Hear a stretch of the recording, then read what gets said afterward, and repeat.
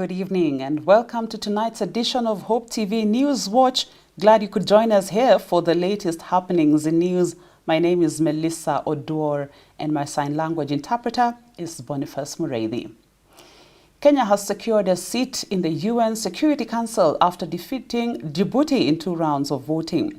Kenya now replaces South Africa as a non-permanent member after receiving 129 votes against Djibouti's 62. Kenya's success is attributed to the country's ability to convince member nations that it has stood behind Somalia and South Sudan refugees and helped their fragile nations. All non-permanent members serve for 2 years. Now, President Uhuru Kenyatta termed the win as an indication that Kenya's influence in the community of nations is steadfast and dependable.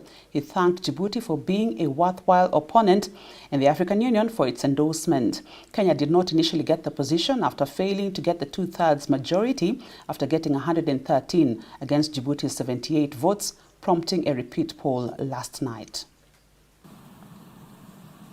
Number of ballot papers, 192.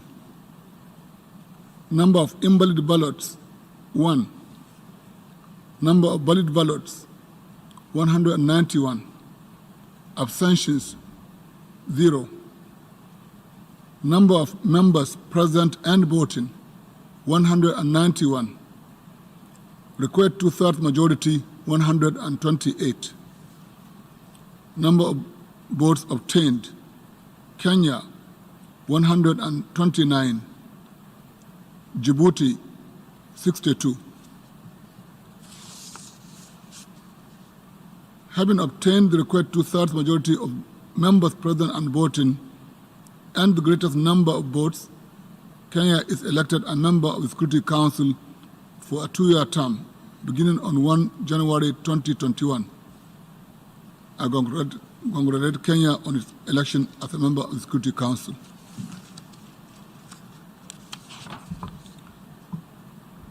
The voting process is complete. Thank you.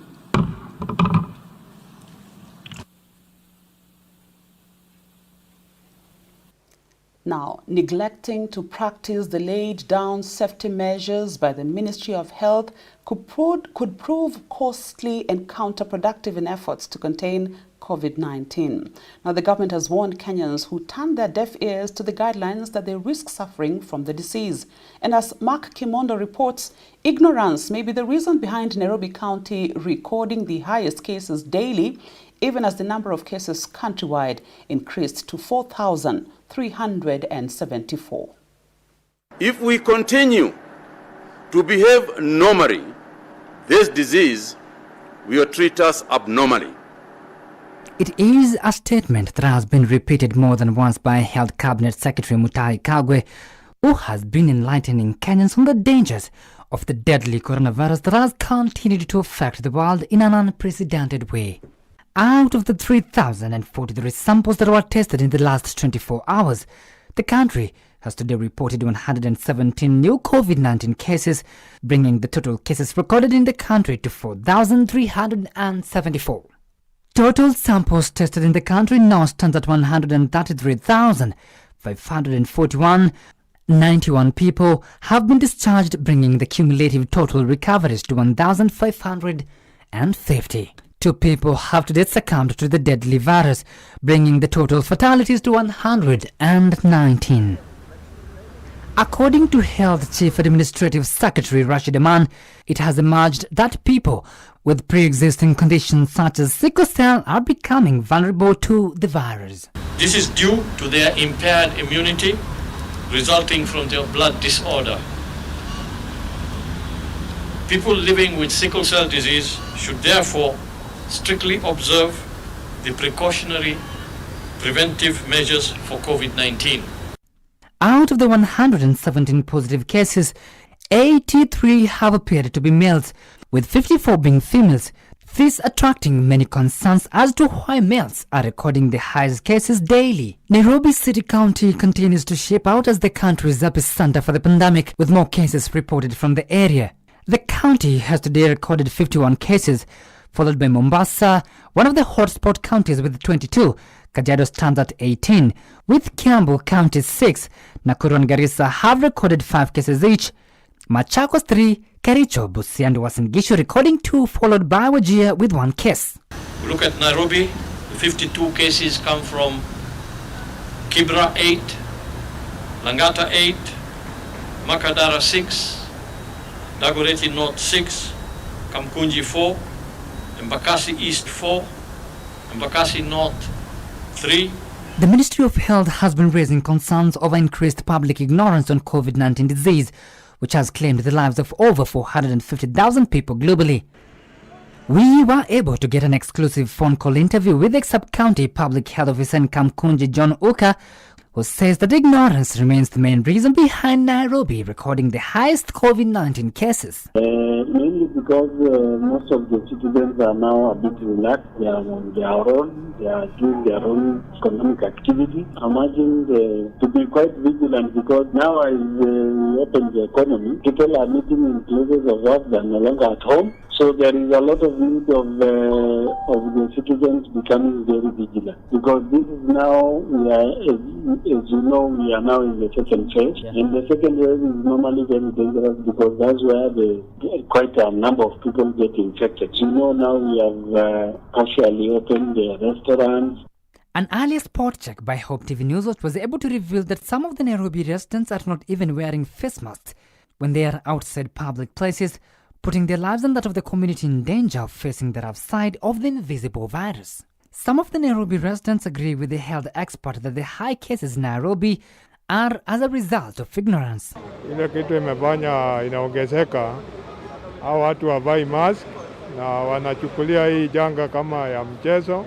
Hata ukiambia mtu avae mask anasema hakuna ugonjwa. Kitu ya kwanza, Wakenya tumetupilia mbali mambo ya corona.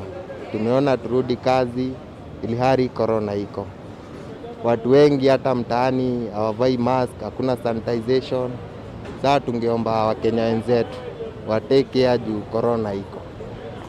Kenyans are urged to remain vigilant and take an individual responsibility in the fight against the pandemic. Mark Kimondo for Hope TV, Nairobi. At least 50,000 public healthcare workers dealing with COVID-19 patients are set to be trained on case management, application and use of personal protective equipment (PPEs) and psychosocial support to help them cope with the daily challenges occasioned by their service in the fight against COVID-19 in the country. The initiative has been financed by the Kenya COVID-19 Fund and Equity Group Foundation and will be implemented by the Kenya Medical Association (KMA). The training program was launched on Friday at the National Nurses Association offices at the Kenyatta National Hospital. Our reporter Alice Diana, who attended the launch, brings us the story.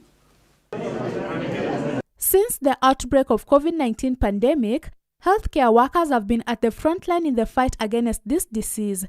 This makes them be at an increased risk of moral injury and mental health problems when dealing with challenges of the COVID-19 pandemic. The Kenya COVID-19 Fund and Equity Group Foundation has partnered with Kenya Medical Association to train 50,000 healthcare workers across the country on case management and psychosocial support through a coalition of professional medical associations. This year-long intervention will ensure that healthcare workers across the country are well equipped to serve in the front lines of COVID-19 pandemic. The economy is not in good shape as it is. We have adequate human resource in terms of health professionals in order to fight the monster and to flatten the curve. But the resources are limited. That is why we have been calling for well-wishers to really come up and give us support. The initiative has been financed by the Kenya COVID-19 Fund and Equity Group Foundation (EGF) at a cost of 85 million shillings. Kenya Medical Association will implement the program together with the National Nurses Association of Kenya, Kenya Medical Practitioners, Pharmacists and Dentists Union, Kenya Psychiatric Association and Clinical Psychologists Association of Kenya. Other associations that are part of this initiative include Kenya Clinical Officers Association, Kenya Pharmaceutical Association, and other healthcare professional associations. This initiative is going to be very instrumental to the mental health and well-being of our frontline healthcare workers. And to commit that as a leader for the health workers in the union. We shall ensure there is accountability, that there is impact through mobilizing our healthcare workers to equally participate in this initiative for the sake of their well-being.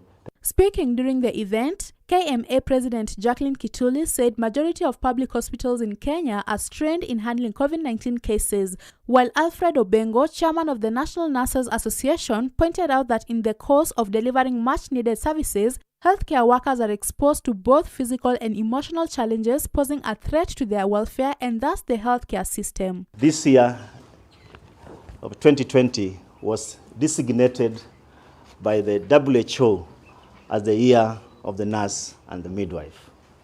Little did we know that practically healthcare professionals and the majority of the nurses and the health team will actually nurse the world back to health.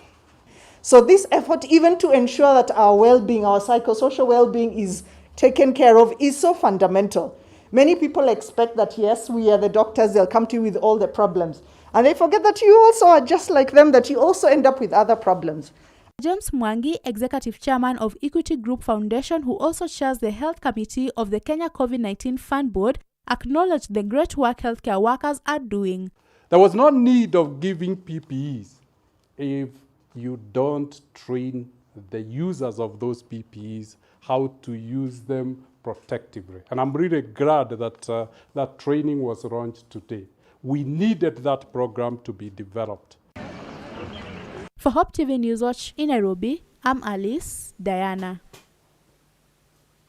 President Uhuru Kenyatta has nominated Nancy Janet Gathungu as the Auditor General, pending National Assembly's vetting and approval. Gathungu was among 10 candidates vetted for the recruitment panel, including Leonard Larry, Edwin Kamar, Benson Okundi, Sylvester Kiini, Elizabeth Nguringa, Idris Abdullahi, Mesha Konyango, Nancy Gathungu, Paul Masinde, and Dennis Kariuki. Now, she emerged to the first among the top 3 candidates presented to the president. Now, Gathungu will serve for a non-renewable 8-year tenure should Parliament approve her appointment. Our reporter Joseph Maingi has more. After 10 months of vacuum in the office of the Auditor General, President Uhuru Kenyatta has now nominated Nancy Janet Kamboi Gathungu for the position. This is after Gathungu topped 3 other candidates presented to the President for nomination by the recruitment panel for the selection of the Auditor Generals as set out in the law. This is the second time the President has restarted the process to fill in the Auditor General's position after the first-time attempt failed. The applicants had academic and technical qualifications but failed on unique aspects such as independence, tactfulness, and diplomacy to manage the relationship between the 3 arms of government. President Uhuru Kenyatta had named a new selection panel of 7 members, which was expected to look for a suitable candidate to succeed Edward Ouko, and forwarded 3 nominees to him for consideration. The President's decision comes weeks after the Employment Court ruled that the Public Service Commission selection panel that interviewed applicants for the position last year lacked legal competence and validity to consider any applicants for the re-advertised position. Prior to her nomination, Gathungu worked as the Director of Audit in the Office of the Auditor General. Gathungu's nomination comes at a time when several government institutions have been unable to publish their accounts for the year 2018-2019 financial year since their books have not been audited, and this has led to shareholders in a number of parastatals failing to pay shareholders dividends for that financial year. This has also seen several operations in national and county governments grounded due to facts that professional opinions can only be signed by the Auditor General. If approved by the National Assembly, Gathungu will serve for an 8 years non-renewable term. For Hope TV News Watch, I'm Joseph Maingi. Let's take a short break now. We will be right back after these messages. Keep it Hope TV.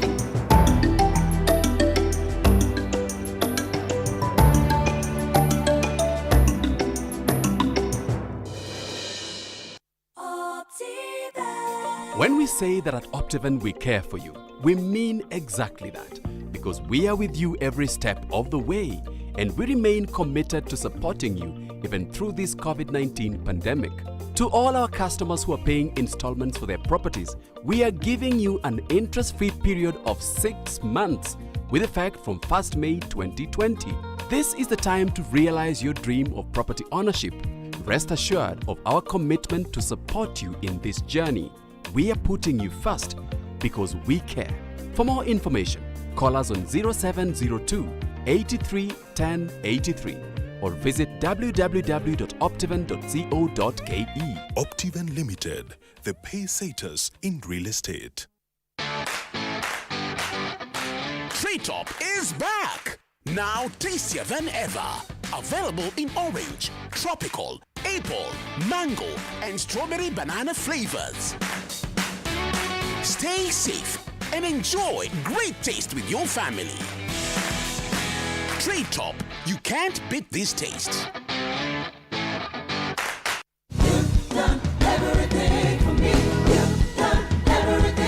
Join us every Sunday for unlimited, uplifting, powerful worship,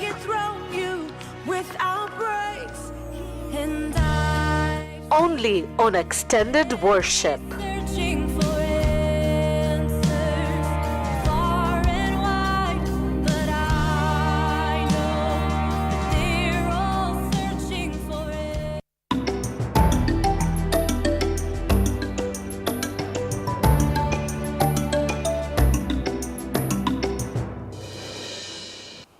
Welcome back.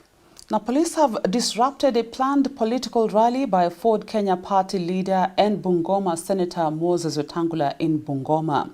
Accompanied by several members of parliament, including Ben Washali of Mumias East, Didmas Barasa of Kimilili and Chris Omalo of Kiminini, Wetangula's intended triumphant entry back to Bungoma town met a hostile reception as police used tear gas canisters to disperse him and his crowd for flouting COVID-19 public gathering guidelines.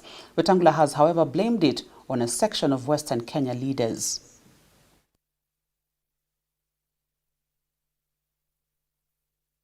We have seen a very ugly incident today, being tear gassed as we are driving around just waving at our supporters to tell them that all is well. At Kamkuya, people were injured. Those people who are working against the people of this region, Oparanya, Eugene Wamaru, Wamunyinyi, Eseli, Atwoli, Wangamati, their goose is cooked. The county government of Machakos has set up a special task force that will look into the issues of teenage pregnancies, following a report that the county has reported close to 4,000 teenage pregnancies from January this year. Governor Dr. Alfred Mutua has as well asked President Uhuru Kenyatta to set up a special task force to study and make recommendations on how to deal with what he termed as an alarming national pandemic and the use of drugs among young citizens. So I urge the President, take some time, set up a special commission or a task force to study this problem of teenage pregnancies. We cannot continue pretending it is not there. There has to be a cause. Why is it increasing than before? Why is it happening more? And it's a national crisis. It is not only in one county, it is everywhere. Because as the national statistics show, 152,820 teenage girls have so far become pregnant this year. 6 months, 150,000 kids have become pregnant in this country of Kenya. Totally unacceptable. And it is shocking when you hear of the ages of 10 to 14. I mean, who impregnates a 10-year-old girl?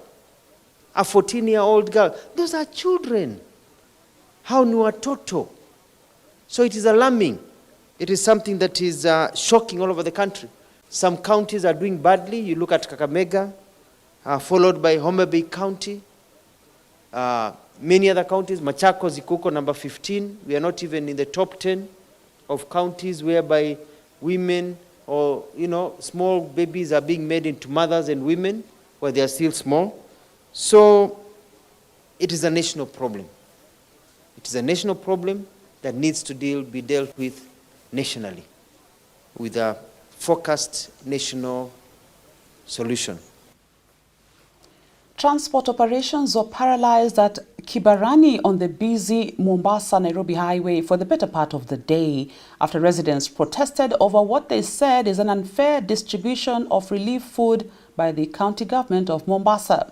Police were forced to use tear gas canisters to disperse the angry crowd, which accused Governor Ali Hassan Joho's administration of sidelining them in the county relief food distribution program, which has been going on for the last 2 months following the outbreak of coronavirus.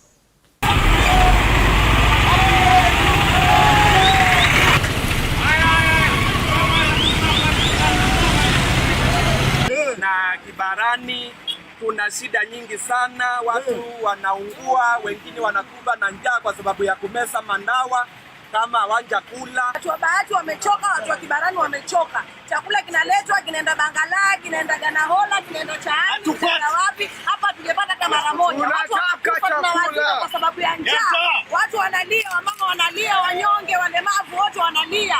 Tenda zote zikija hatupatii kazi kwa vijana, hatuna mabarabara, hatuna lolote, tumechoka watu wa Bahati.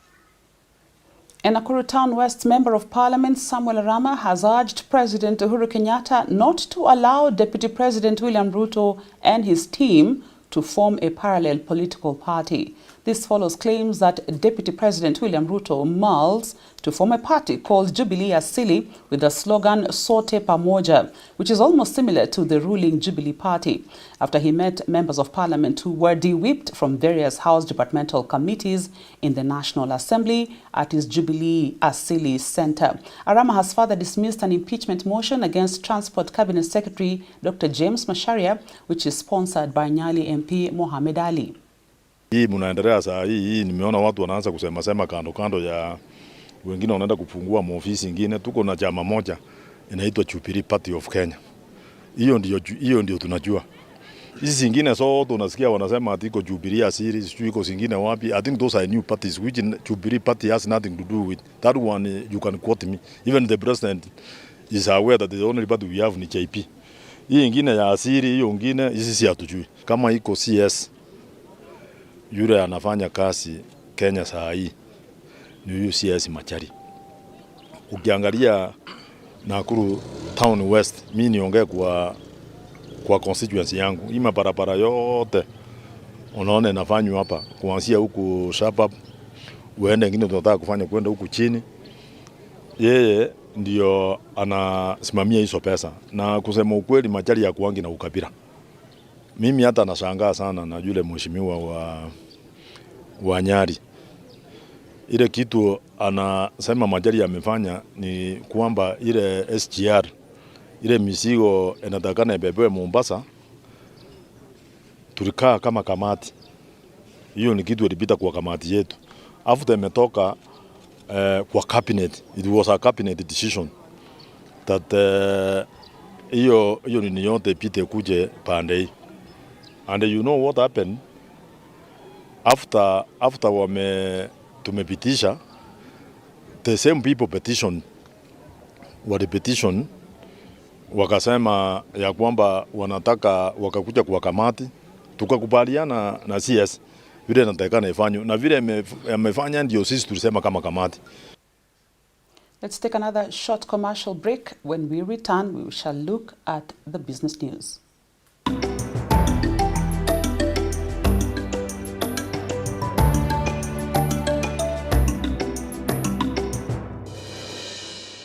Hope TV is where you look and live, offering some of the best family entertainment programs with Christian movies, in-depth discussions, contemporary Christian worship,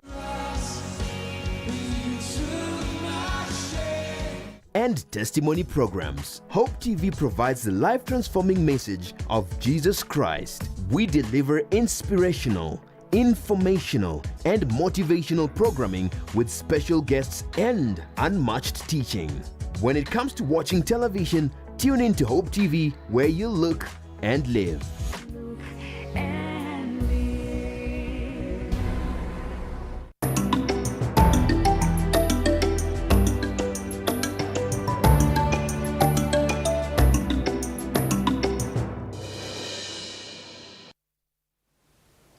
The Central Bank of Kenya has joined the nation in celebrating Kenya's election to be a non-permanent member of the United Nations Security Council. The election will see Kenya sit on the Security Council for a 2-year term beginning in 2021. In a statement, CBK Governor Dr. Patrick Njoroge said the election affirms Kenya's continental leadership and its commitment to multilateralism.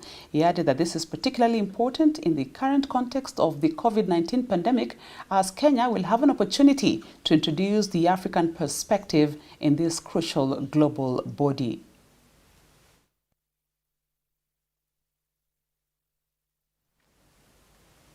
Like most businesses around the country, second-hand traders at the Gikomba market are decrying tough economic times even as the COVID-19 pandemic continues to wreak havoc on the economy.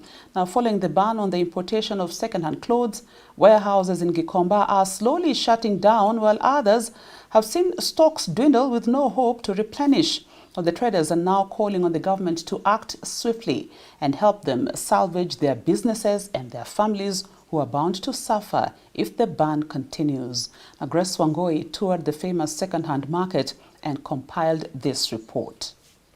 Kenyans were a bit disappointed by the statement by the president on 6th June that plans to reopen the economy will have to sit a little while longer for businessmen here in Gikomba, the largest second-hand market in the country. That was a tough blow to bear, considering that the ban on importation of mitumba clothes is still on.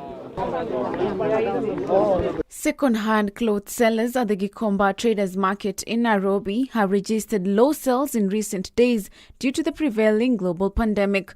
A visit to the market today revealed traders who were struggling to find customers who would normally flock the market to buy in bulk. Since the coronavirus was reported in the country, the government imposed a ban on the importation of second-hand clothes, referred by many as mitumba, in March. The chain of operation in the business is that warehouse owners import the items from abroad in stacks called bales, which are then brought to the market by middlemen from the port of Mombasa. Since the ban, warehouse owners have had a difficult time in getting access to the items, decrying the high prices to a point where they are unable to sell as clients cannot meet the price. At the same time, the trader is worried that while the stock is slowly reducing, it is difficult to restock the items because the ban is still in force. Sai inafika kuna pesa inatolewa ya kusanitize. Sasa nguo inafika na bei iko juu kabisa. Customer wanunui. Kuna watu walikuwa wananunua. Okay, huku ukikuja Gikomba, containers zilikuwa mingi. According to a trader at the market who is in charge of one such warehouse, it has become a norm to sit for hours without any clients streaming in, adding that previously many clients bought the bills. Ukikompea na saa hii vile kulikuwa, watu walikuwa kama saa hii ungekuja hata hatungepata time ya kuongea na wewe. Watu walikuwa wamejaa, customer wanakuja kulipa, wengine madeni, wengine wanataka nguo, lakini saa hii ni sisi tu tumekaa hapa, hakuna mtu mwingine. The Ministry of Health has for a number of times singled out open-air markets as high-risk transmission environments for coronavirus. Businessmen in Gikomba decry that COVID-19 has had the greatest impact on their businesses compared to the frequent fires that plague the market and other disruptions. For the thousands who depend on sales for their livelihood, they are worried that if the trend continues, they will not have anything to offer their families. Watu wengi sana zaidi ya maelfu wanategemea mtumba. Sasa tunalilia serikali itukumbuke, isibani mambo ya mtumba juu. Mimi kutoka nimalize shule hapa ndio nimekuwa tu nikitegemea familia yangu yote, watoto wangu kwenda shule ni mtumba tu. With unpaid leave, cut salaries and shutting down of businesses, purchasing of clothes and other second-hand items has not been a priority for many households as Kenyans continue to slash their budgets and live on a bare minimum. Tangu corona ikuje, sales imekuwa chini kwa sababu wateja wetu wengine wenye walikuwa wanakuja, wengine walisimamishwa kwa kazi. Sasa jinsi ambavyo walisimamishwa kwa kazi, hata sisi wenyewe hatuwapati, na wale wenye wanakuja wengine hawana pesa. Mtu anataka kiatu ama anataka nguo lakini hana pesa mzuri. At the same time, the entrepreneurs are calling on government to offer some cushioning during this time. The traders are asking the government to ease the measures on the ban as well as offer a better solution like fumigation of the clothes before they are shipped into the country. Kama mwanabiashara, kama kuna vile gava inaweza kuwa na uwezo, at least kila mtu impe at least kitu kidogo ya kujikimu kimaisha ama kibiashara, at least inaweza kuwa ni poa. Ningependa kuomba serikali at least kama wanaweza fumigate hizo nguo ama viatu alafu zikuwe imported, at least zikuje tupate vitu zenye tunaweza uza. As the battle between lives and livelihoods intensifies, Kenyans are hopeful that times will get better. However, they are calling on government to offer some sort of cushioning during these hard times. Reporting for Hope TV News Watch in Gikomba, my name is Grace Wangoi. That report by Grace Wangoi completes our bulletin tonight. Thank you for watching Hope TV News Watch. I've been your anchor, Melissa Odor. My sign language interpreter is Boniface Morevi. Have a wonderful weekend.